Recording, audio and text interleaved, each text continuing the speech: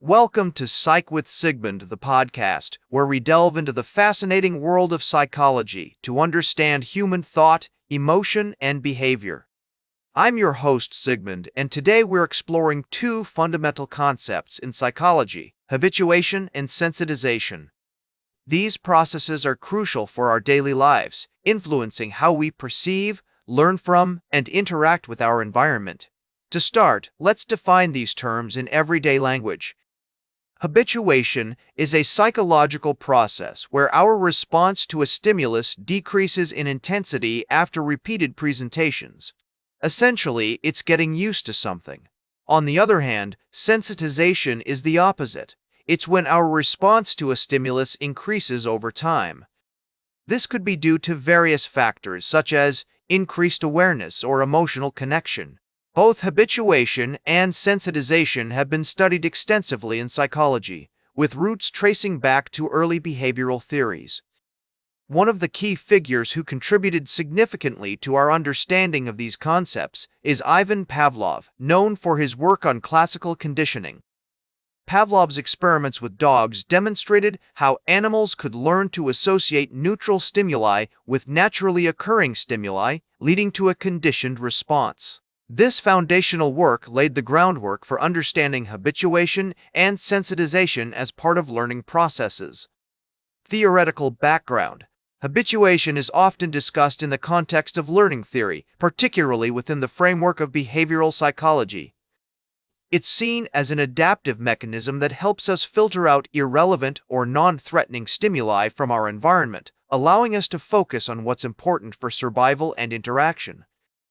Sensitization, however, can be linked to both behavioral theories and more recent cognitive models, including emotional processing and memory consolidation. Research and evidence. Numerous studies have demonstrated habituation and sensitization in various contexts. For instance, research in neuroscience has identified specific neural pathways involved in these processes, such as the habituation of the startle response, which involves the amygdala and other brain regions.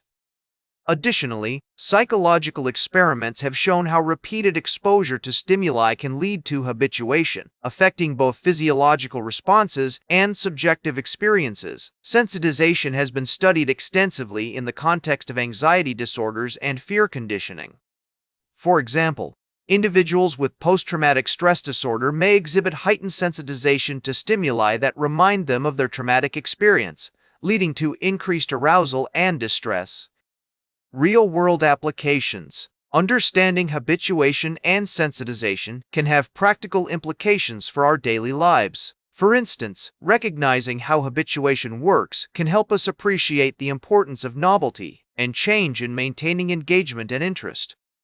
This is particularly relevant in learning environments, where incorporating variety into educational materials can prevent learners from becoming too accustomed to the same stimuli. On the other hand, sensitization plays a critical role in therapeutic approaches aimed at treating anxiety and fear-related disorders. Exposure therapy, for example, involves gradually exposing individuals to feared stimuli in a controlled manner to reduce sensitization over time. Moreover, habituation and sensitization are not isolated concepts. They interact with other psychological processes such as attention, perception, and memory. For instance, the process of habituating to certain stimuli can affect what we pay attention to and, consequently, what we remember. Conclusion. In conclusion, habituation and sensitization are fundamental psychological processes that influence how we perceive and respond to our environment.